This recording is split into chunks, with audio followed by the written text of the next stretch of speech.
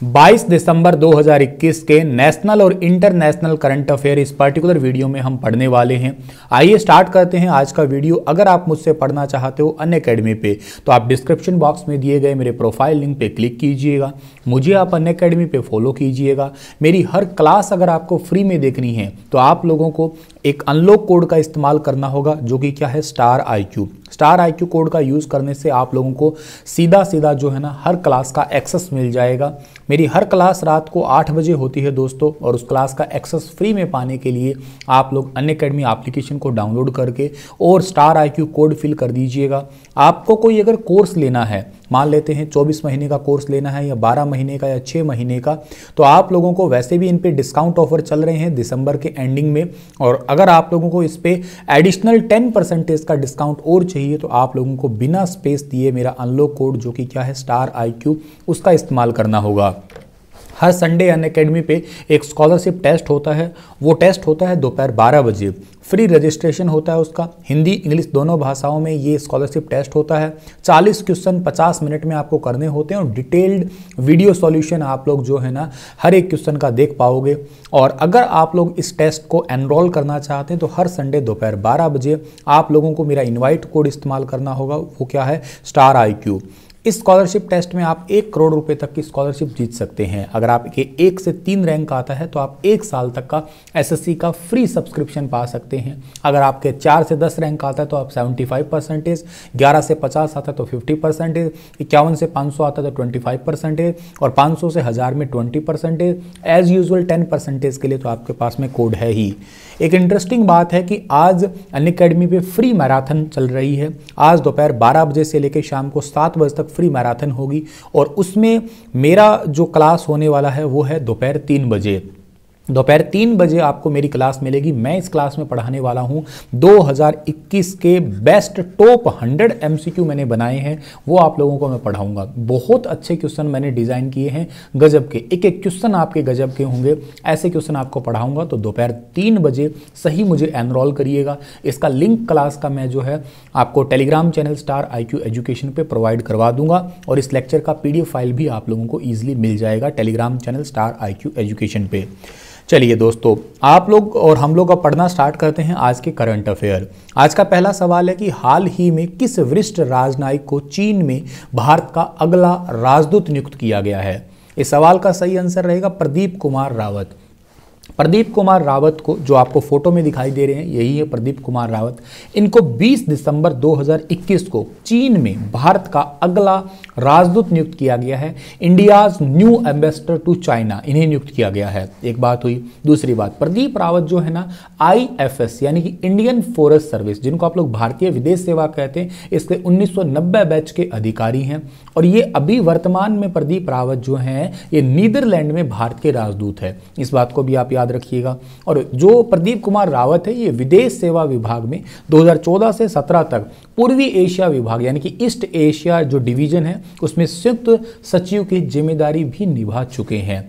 आप लोगों ने जिक्र किया है चाइना का। आप मैप में देखिएगा चाइना को। चाइना की राजधानी है बीजिंग, जहां पे 2008 के ओलंपिक हुए थे। अभिनव बिंद्रा ने गोल्ड जीता था, अगर आपको याद है तो। चाइना का बीजिंग शहर दुनिया का पहला ऐसा शहर है जिसने 5G और 6G इंटरनेट का ट्रायल लिया था। पूरा देश की बात करूं तो साउथ कोरिया है वो जिसने 5G इंटरनेट चलाया। अच्छा, चाइना की कैपिटल बीजिंग बताई। चाइना की करेंसी, ऑफिशियल करेंसी रिनमिनबे है, लेकिन आप लोगों को अगर ये पूछा जाए इसका पार्ट तो युआन, आपको कई बार आता भी है ऑप्शन में, तो ऑफिशियल होता है रिनमिनबे, उसका पार्ट है युआन। जैसे कि इंडिया की करेंसी ऑफिशियली क्या है, रुपया, उसका पार्ट पैसा है, वैसे ऑफिशियली रिनमिनबे, उसका पार्ट युआन है। ठीक है सर। यहाँ के राष्ट्रपति का नाम शी जिनपिंग है। ठीक है सर। और यहाँ की ऑफिशियल लैंग्वेज है मंडारिन। ये सवाल कई बार पेपरों में आता है, ध्यान रखिएगा। जनसंख्या बहुत ज़्यादा है, कितनी है सर जी? 140.21 करोड़ से भी ज़्यादा है, ये याद रखिएगा आप लोग। एक इंपॉर्टेंट बात, भारत और चाइना की लाइन को आप लोग क्या कहा करते हैं, ये भी आपको पता होना चाहिए। मैकमोहन लाइन अक्सर एग्जाम में पूछ लिया जाता है। ठीक है सर जी, ये हमें पता लग गया। अब अगला सवाल हमारा क्या आता है कि भारतीय वायुसेना की बात कर रहे हो। भारतीय वायुसेना यानी कि इंडियन एयरफोर्स जो है, इसमें देश की वायु रक्षा क्षमताओं को बढ़ावा देने हेतु पंजाब सेक्टर में किस मिसाइल प्रणाली का पहला स्क्वाड्रन जो है ना वो तैनात किया है? इस मिसाइल प्रणाली का नाम है S-400, जो आपको फोटो में दिखाई दे रही है। भारतीय वायुसेना यानी कि इंडियन एयरफोर्स देश की वायु रक्षा क्षमता को और बढ़ावा देने के लिए पंजाब सेक्टर के लिए S-400 वायु रक्षा मिसाइल प्रणाली जो है ना, इसका स्क्वाड्रन तैनात किया है। S-400 रक्षा प्रणाली 4 अलग अलग मिसाइलों से लैस है, जो कि दुश्मनों के विमान है या बैलास्टिक मिसाइल है या आपकी और जो है ना जैसे क्रूज टाइप की मिसाइल है, या जैसे आपकी 250 किलोमीटर या 120 किलोमीटर या 40 किलोमीटर ऐसी छोटी छोटी मारक क्षमता भी ये रखती है। काफ़ी इंपॉर्टेंट है, जिसको एक टैंक के माध्यम से जो है ना दागा जा सकता है। तो ये एक यूँ कहिएगा बड़ा ही यूनिक काम जो है ना किया है। मोस्ट इंपॉर्टेंट क्वेश्चन भी है, आपको याद रखना है। ठीक है, चलिए अगला सवाल। अच्छा, हमारा जो इंडियन एयरफोर्स है ना, एयरफोर्स के वर्तमान में जो चीफ बने हैं उनका नाम विवेक राम चौधरी है, VR चौधरी। उनको भी आप लोगों को यहाँ से याद रखना है। भारत की 2 बार की किस ओलंपिक पदक विजेता को बैडमिंटन विश्व महासंघ BWF के एथलीट कमीशन का सदस्य चुना गया है? तो एथलीट कमीशन का सदस्य चुना गया है, इनका नाम है PV सिंधु, यानी कि C वाला ऑप्शन जो है बिल्कुल ठीक है। PV का फुल फॉर्म भी आपसे पूछा जाता है, पुरसेला वेंकट, ये याद रखिएगा, पुरसेला वेंकट सिंधु भारत की 2 बार ओलंपिक पदक विजेता है। 2016 का जो रियो ओलंपिक था उसके अंदर इन्होंने जीता था रजत पदक। इस बार इन्होंने जीता 2020 के टोक्यो ओलंपिक के अंदर कांस्य पदक जीता है बैडमिंटन के अंदर। 26 साल पूर्व विश्व चैंपियन सिंधु को 5 अन्य खिलाड़ियों के साथ सदस्य नियुक्त किया गया है। इन सबका कार्यकाल होने वाला है 2025 तक। ठीक है, तो ये चीज़ें आपको ज़रूर याद रहना चाहिए। और वैसे ही ये ओलंपिक में 2 बार मेडल जीतने वाली पहली भारतीय एथलीट बन गई है। आपको जिक्र करना है BWF के बारे में, तो इसका फुल फॉर्म ही आपको याद रखना है अपने आप में, बैडमिंटन वर्ल्ड फेडरेशन। चलिए इसके बारे में डिटेल से आप मुझे कमेंट सेक्शन में लिख के बताइएगा, इंतजार रहेगा आपके कमेंट का। अगला सवाल क्या है जी हमारा, निम्न में से कौन सा राज्य 100% कोविड टीकाकरण का लक्ष्य प्राप्त करने वाला पहला केंद्र शासित प्रदेश बन गया है? तो पहला यूनियन टेरिटरी बना है, इसका नाम है अंडमान एंड निकोबार, यानी कि D वाला ऑप्शन जो है इस सवाल का बिल्कुल ठीक रहेगा। अंडमान निकोबार द्वीप समूह जो है ना, जितनी इसकी आबादी है उस आबादी में 100% कोविड वैक्सीनेशन हो चुका है। ये याद रखिएगा, काफ़ी ज़्यादा इंपॉर्टेंट और सीधा सा सवाल है कि पहला केंद्र शासित प्रदेश कौन सा है जिसमें 100% कोविड वैक्सीनेशन हुआ है? तो आपका अंडमान एंड निकोबार है। सीधा सा याद रखना है आपको। इसका एरिया उतना ज़्यादा नहीं है, 8,249 वर्ग किलोमीटर है। पॉपुलेशन 4.34 लाख है। ऑफिशियल एनिमल का नाम क्या है यहाँ पे? डुगोंग है। और ऑफिशियल बर्ड का नाम क्या है? अंडमान वुड पाइगन है। और समुद्र सीमा बहुत ज़्यादा लगती है, तकरीबन 1962 किलोमीटर जो है ना चारों तरफ इसके समुद्र लगता है। द्वीप ही हो गया तो खैर समुद्र तो होना ही था, आपको ये मैप में दिखाई दे ही रहा होगा। अगला सवाल, ऑटोमोबाइल एक कंपनी है जिसका नाम है हुंडई। वैसे भी बहुत ज़्यादा चर्चा में है आजकल क्रेटा गाड़ी, है ना।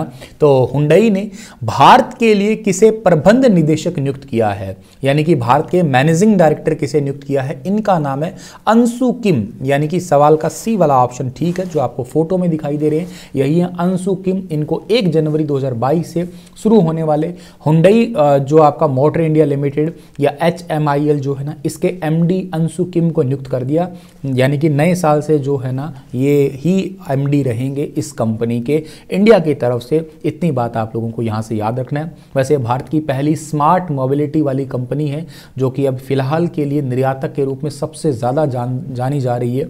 और क्रेटा गाड़ी के रूप में तो सबसे ज़्यादा गाड़ी बिक भी रही है इसकी, ठीक है ना। एक मतलब लंबी लंबी बुकिंग है यूँ कहिएगा, और 6-6, 7-7 हज़ार एक महीने में यूनिट बिक जाती है इस कार की। और इसका ये कंपनी का हेडक्वार्टर वैसे सियोल साउथ कोरिया के अंदर है, ठीक है ना। तो ये बात आपको ज़रूर याद रखनी है, ठीक है। चलिए सर, अगला सवाल हमारा क्या रहने वाला है, यूनेस्को ने किस देश के जोमो सूप को विश्व सांस्कृतिक धरोहर में शामिल करने की घोषणा की है? तो जोमो सूप को विश्व सांस्कृतिक धरोहर में शामिल करने की घोषणा की है, इसका नाम है हैती, यानी कि सवाल का C वाला ऑप्शन जो है ना वो बिल्कुल ठीक रहेगा। हैती को, हैती 16 दिसंबर 2021 को विश्व विरासत सूची में जोमो सूप नामक एक प्राकृतिक हैतियन सूप है, इसको शामिल कर लिया गया है। जोमो सूप एक डिश से मतलब कहीं ज़्यादा है, और ये मतलब यूँ कहिएगा आपकी इसके बारे में विशेष बात बताऊं तो हैती पहले किस देश के अधीन आता था? फ्रांस के।